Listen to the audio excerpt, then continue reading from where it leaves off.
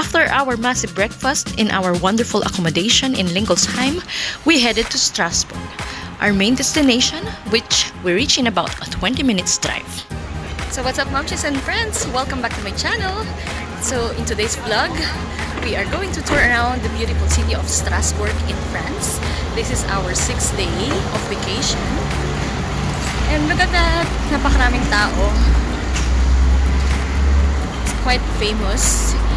It's a big city here in France. Super lovely. We're gonna do a boat tour later. And of course, we're gonna have a walking tour and show you what's in here. So if you're ready, then let's get started. Los geht's! So here's the test center. Oh my god, I had to pay 29 euros.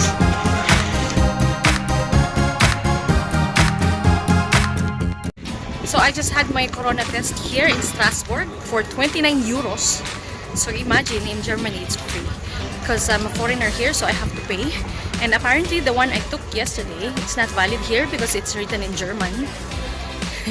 I wasn't able to upload it through online because there was no signal in Koshem where we were yesterday.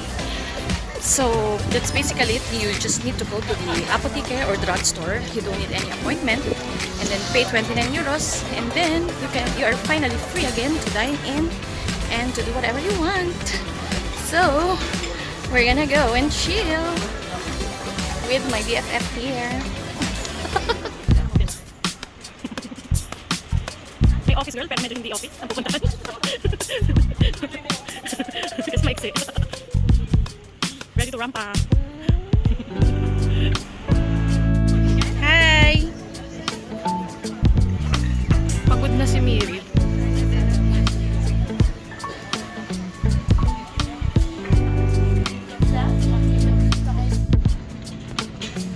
Strasbourg is the capital city of the Grand Est region, formerly Alsace, in northeastern France. It's also the formal seat of the European Parliament and sits near the German border, with culture and architecture blending German and French influences.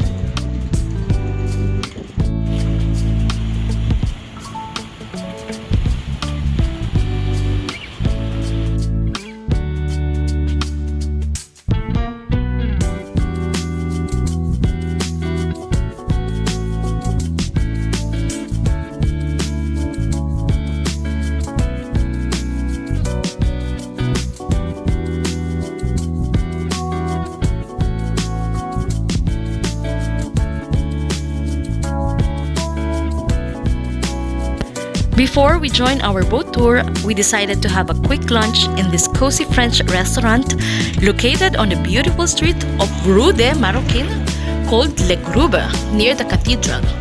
They serve big portions of authentic Alsatian dishes at a reasonable price. Cheery! Busy siya. Yummy! Yummy! Cheery!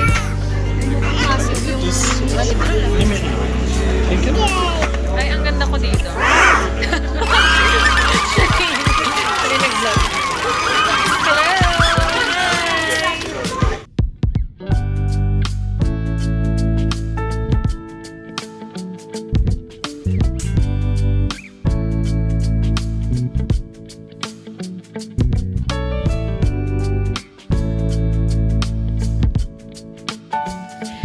Its Gothic Cathedral Notre Dame features daily shows from its astronomical clock and sweeping views of the Rhine River from partway up to its 142-meter spire.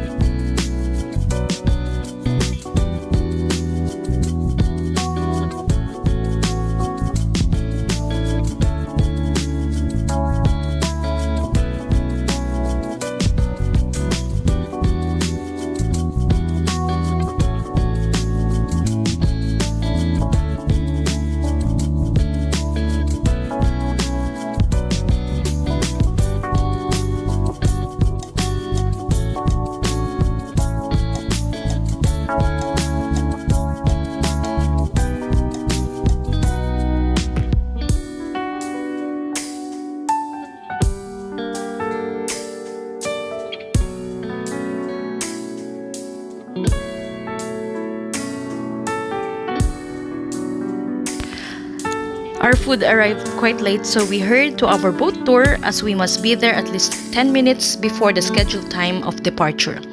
We booked our tickets online through this website.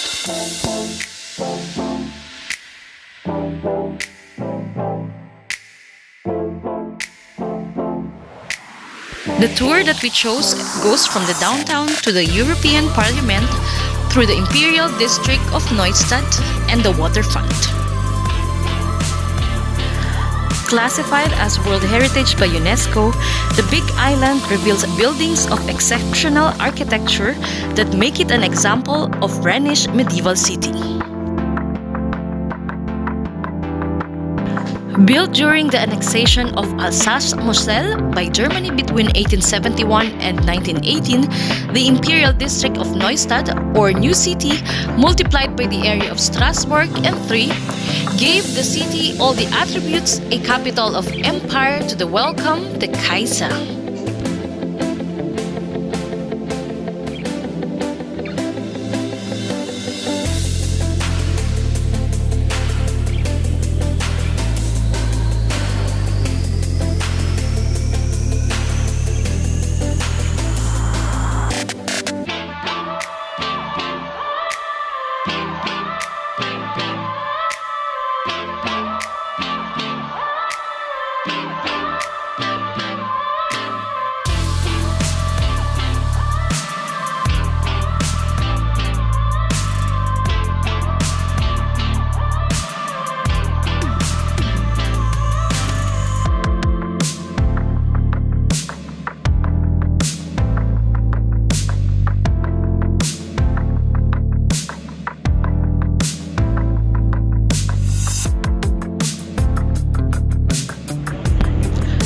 This tour offers you an opportunity to orient yourselves towards the European symbols of unity and integration.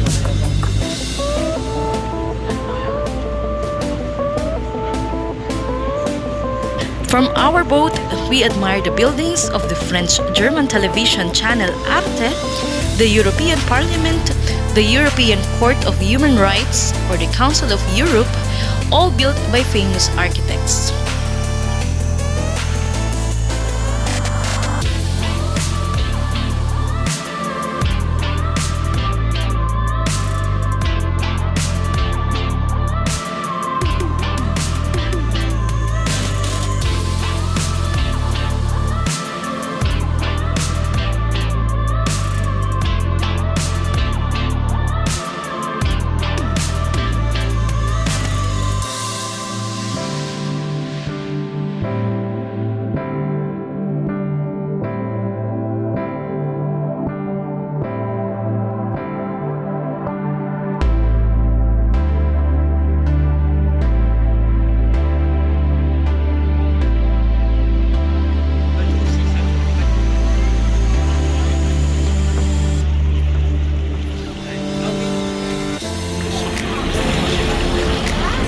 Welcome to France. Naloka.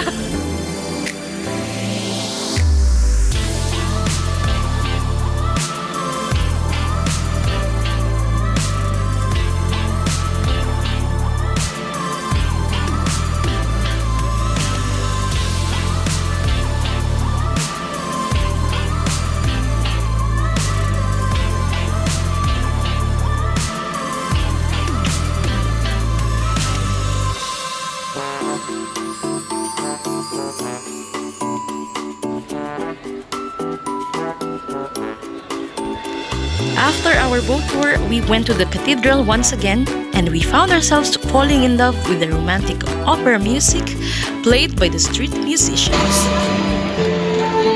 Sige na, maglagay ka na. Dali, kakapture natin.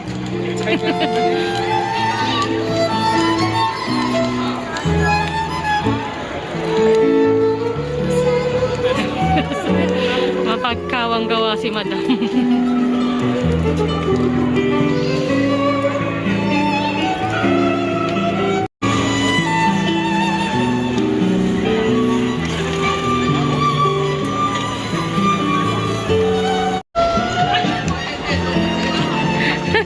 Nagka-clap-clap.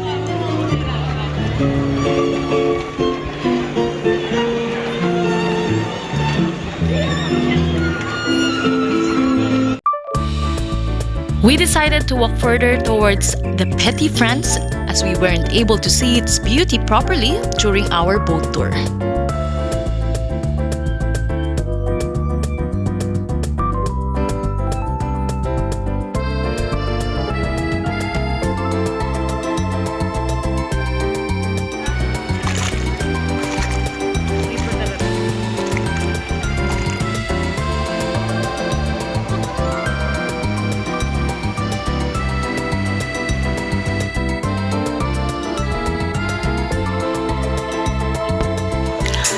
And we were never wrong to come here. For me, this is the highlight of the Strasbourg city, and its romantic beauty speaks for itself.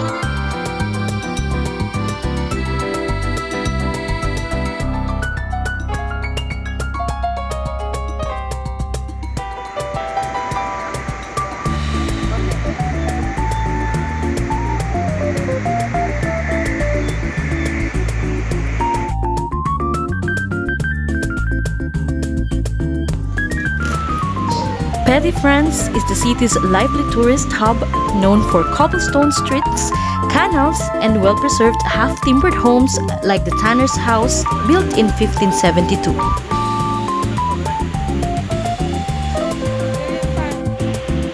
Alsatian eateries dot the area, while shops on and around Grand Rue sell clothing and souvenirs such as crockery, wine, and specialty teas.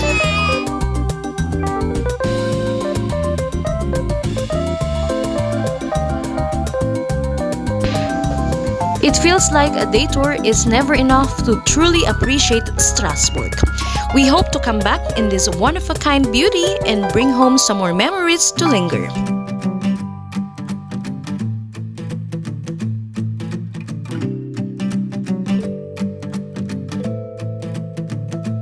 If you like videos like this and if you haven't subscribed to my channel, please hit the red button and the notification bell so you'll be updated. Thank you so much for watching and bis zum nächsten Mal. Tschüss!